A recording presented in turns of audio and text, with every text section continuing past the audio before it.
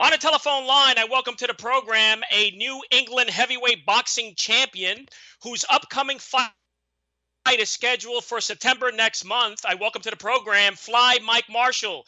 Champ, thanks so much for your time this morning. Absolutely. Thank you for having me. It's a pleasure. Pleasure is mine. I want to begin.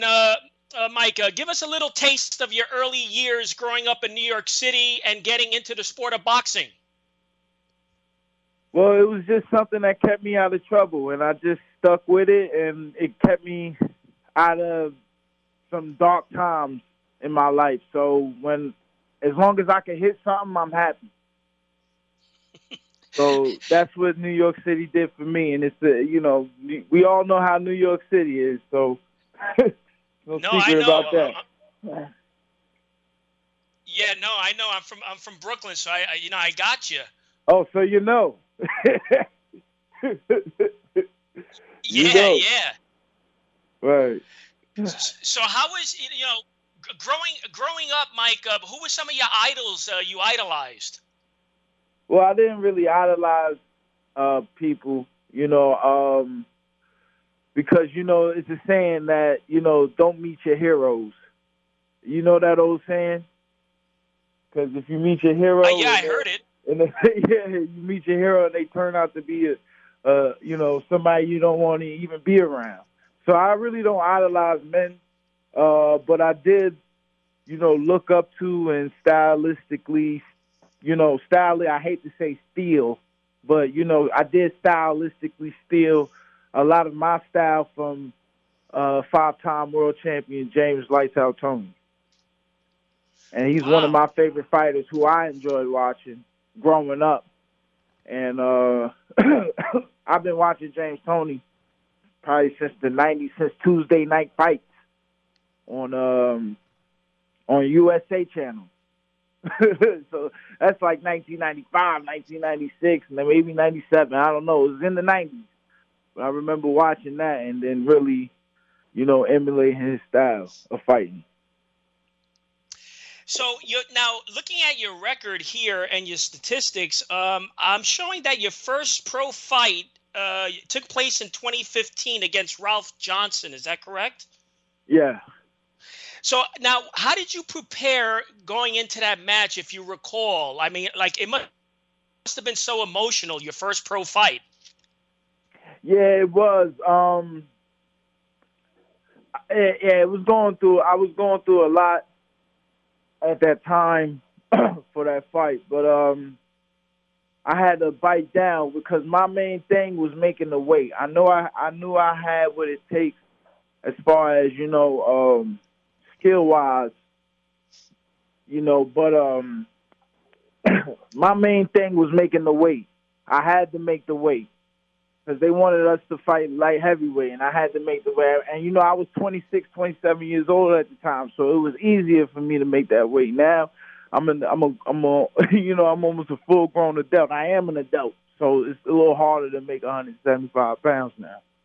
But, yeah, man, it was just focused on making the weight, doing the road work.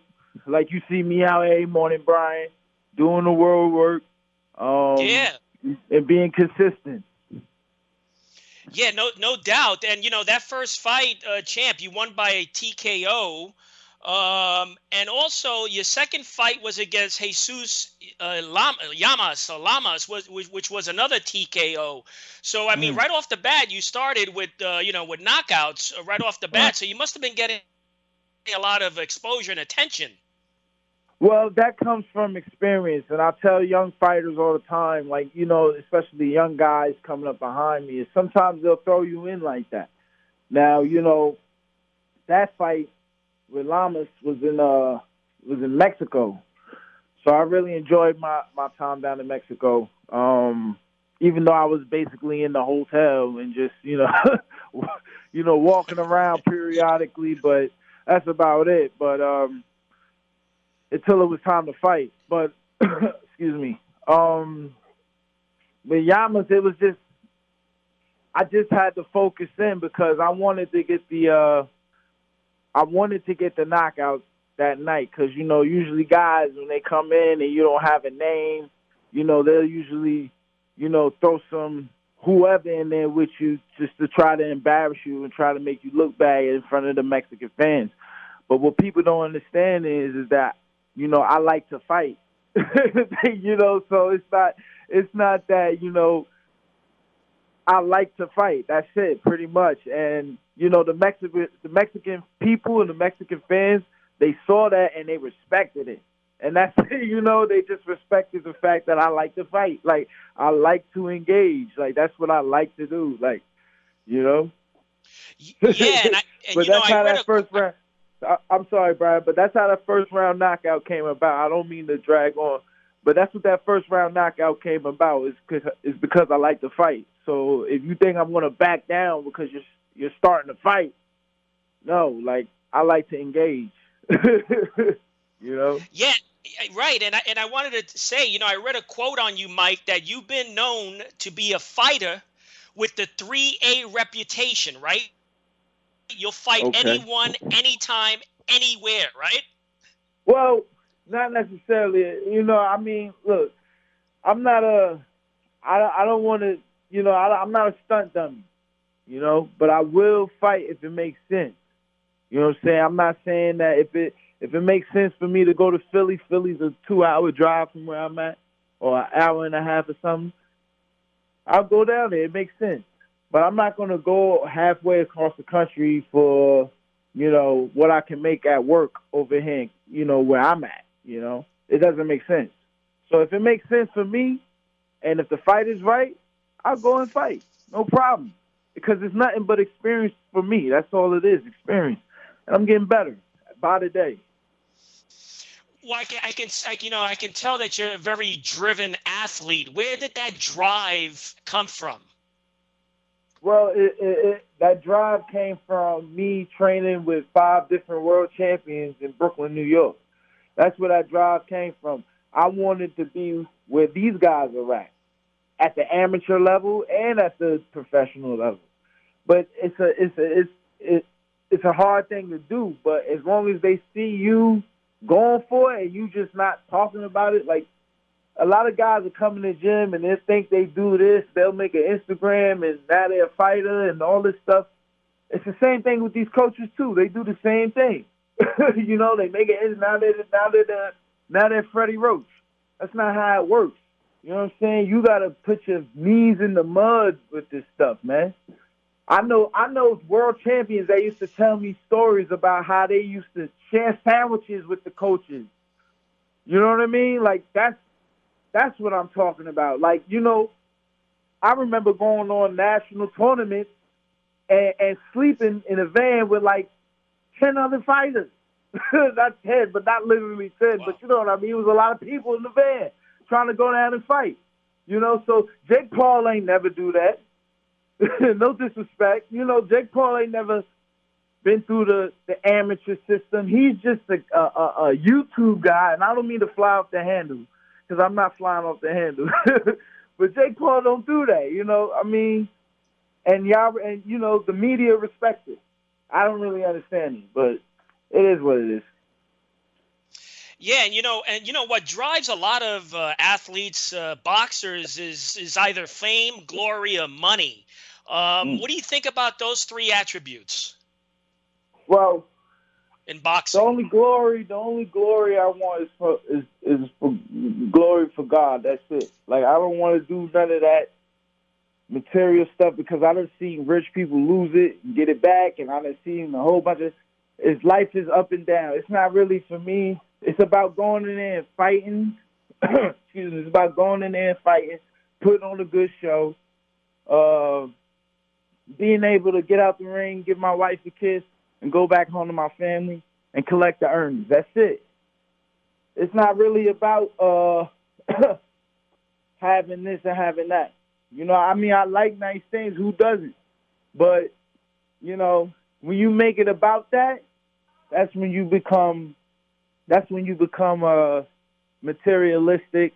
You lose, you know, your value goes into whatever you brought. You know what I'm saying? You kind of lose yourself in a way, you know, and I I don't do it for that. I do it because I like to fight.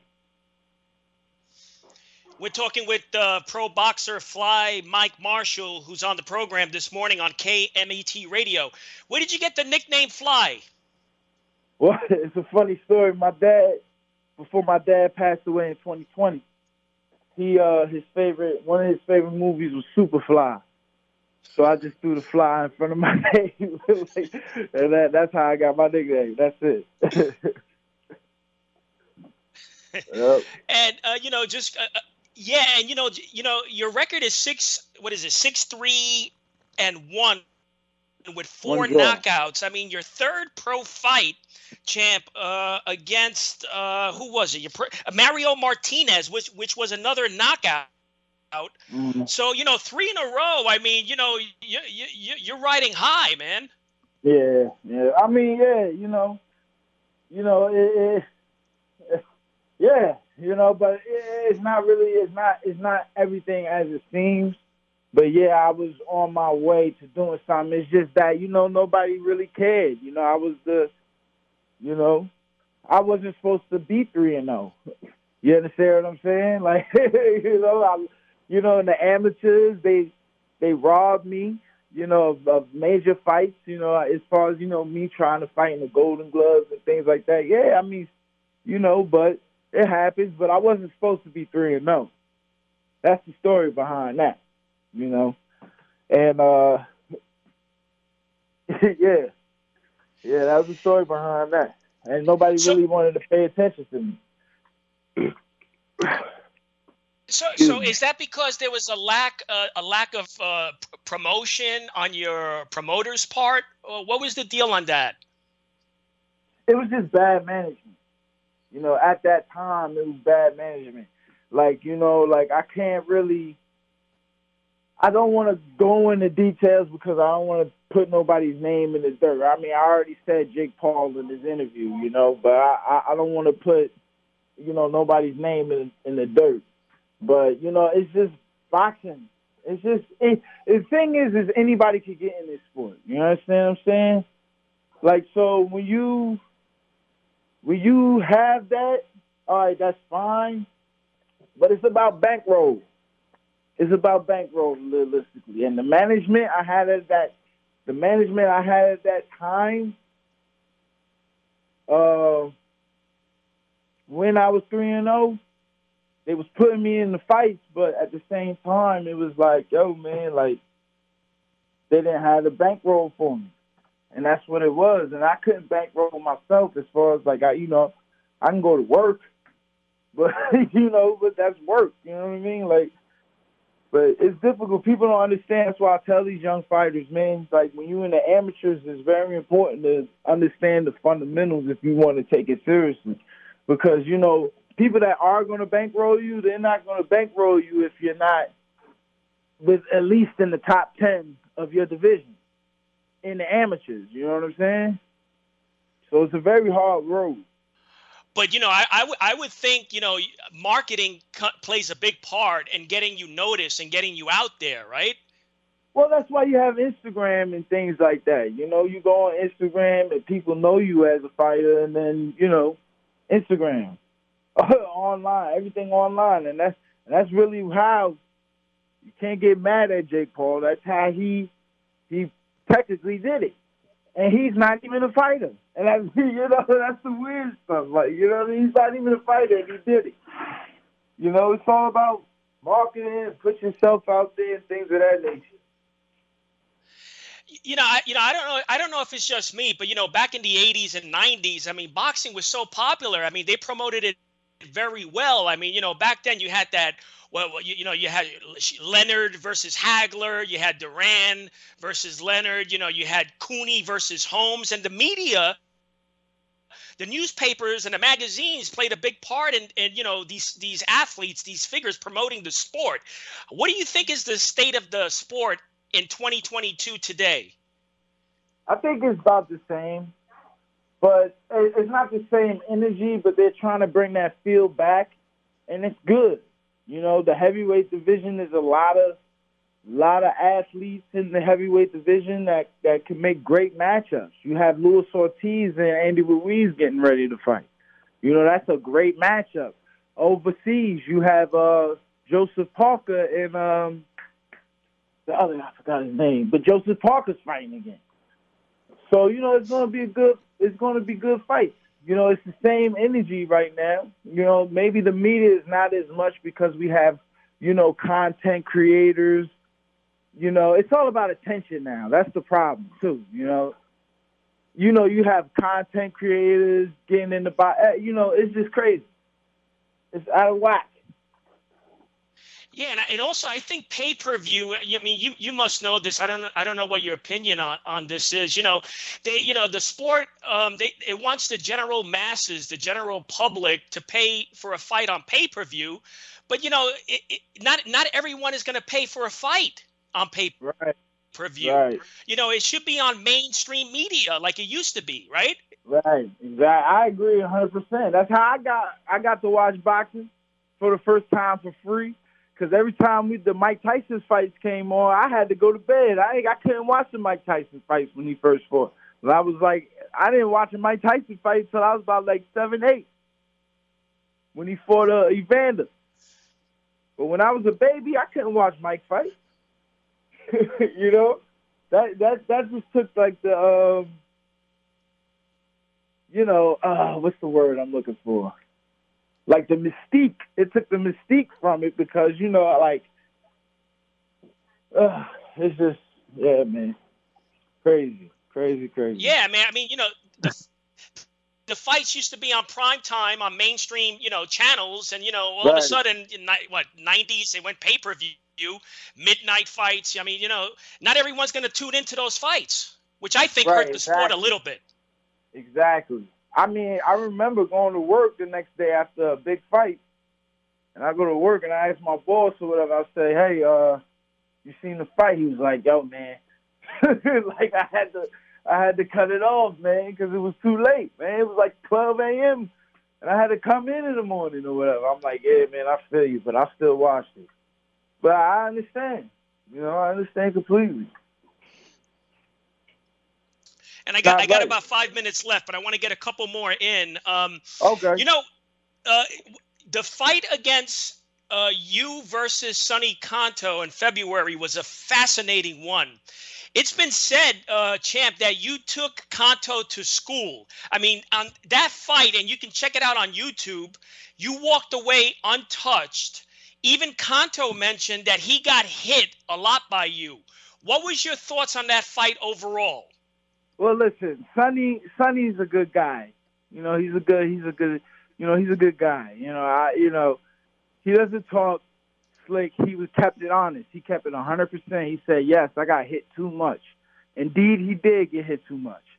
I'm just, I'm just, a lot of these guys are protected. And they don't understand, like, I've been in the ring with 5 world champions. Count them on my hand. Can name them. World champions, not not guys that in Brooklyn, New York, yes, Havoc Boxing Gym, yes. Coney Island, that whole area. But I don't want to say too much. But I've been in the gyms with 5 world champions, so people forget that I've seen things. And yes, I took Sonny to school. I don't even think my fight made him a better fighter. It made me a better fighter. And if I want, I am interested in a rematch. They'll never do a rematch with me. I know that for a fact.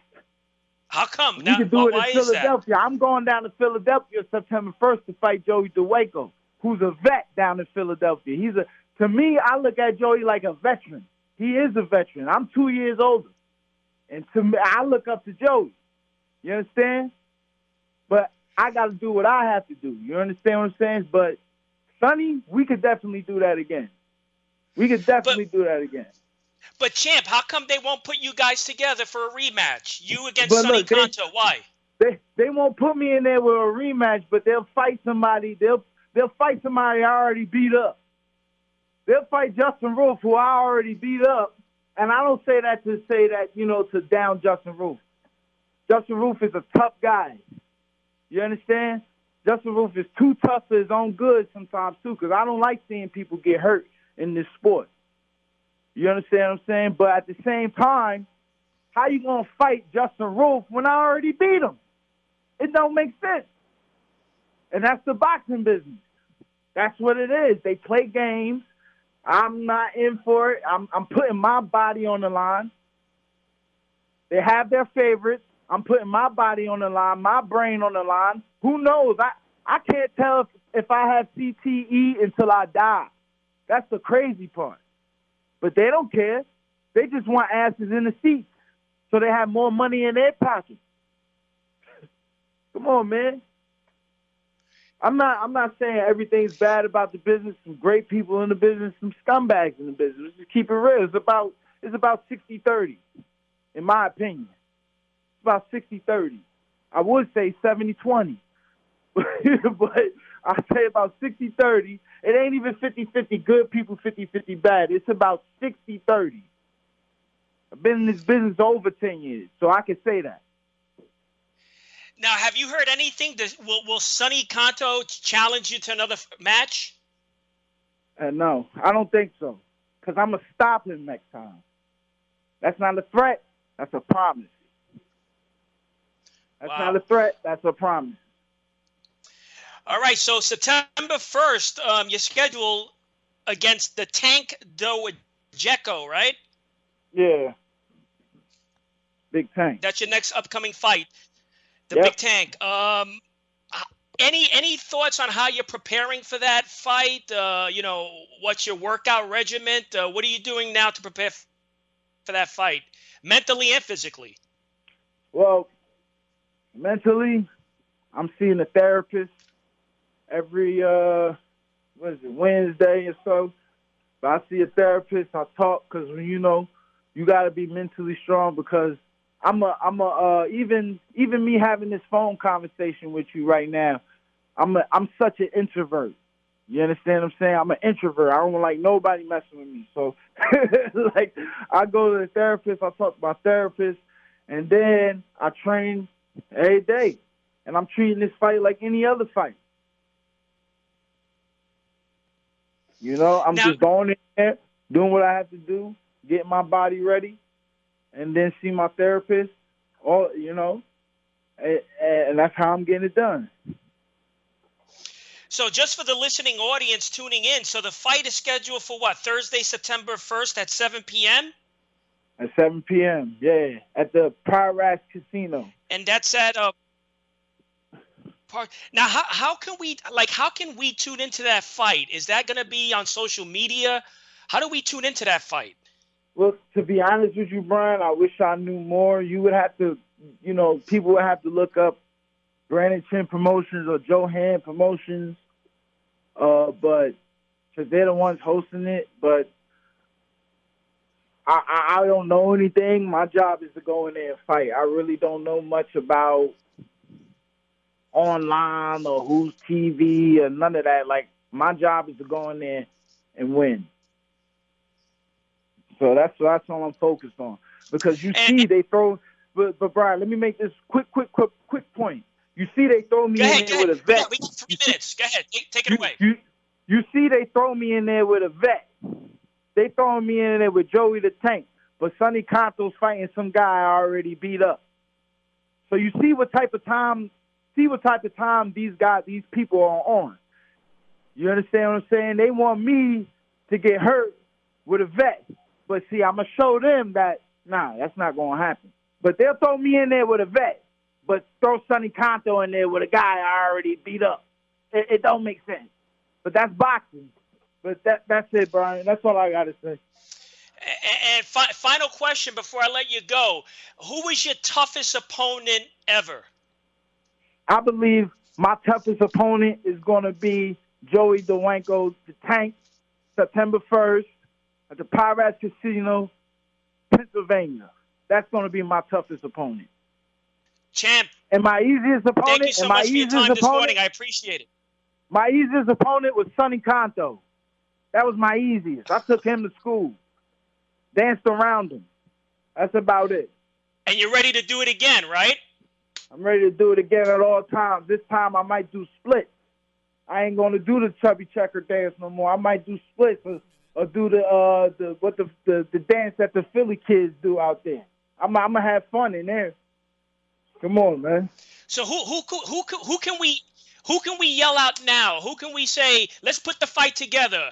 In case anyone's listening, let's do the rematch. Sonny Conto versus Fly Mike. Yeah, Fly yeah, Mike. yeah. Who can we say to put the rematch together before I let you go? I don't know. I have no clue. That's the powers that be. But all I know is I'm focused on this fight, September 1st, Pennsylvania, against Joey DAWEJKO. DAWEJKO. But that's about it, Brian. Best of luck on September 1st. You just heard from Fly Mike Marshall. Thanks so much. Sir. Brian, I appreciate the time. Thank you. You got it. Until next week, happy collecting to all.